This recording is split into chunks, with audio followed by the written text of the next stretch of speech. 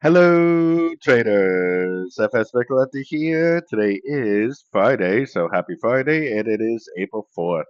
And this is my analysis for the Euro-US dollar.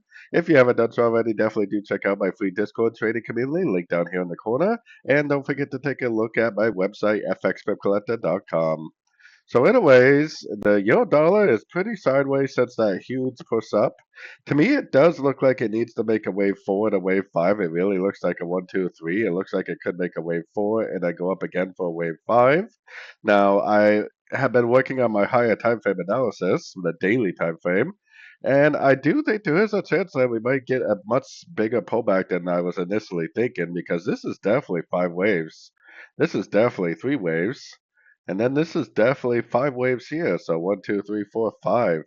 So that would potentially make this the end of a wave three.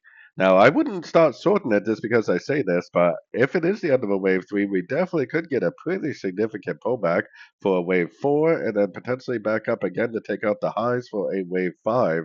This whole pattern potentially would take several weeks to play out also. Just a possibility on the higher time frames. None of that really technically has to happen. It could literally just keep on going up.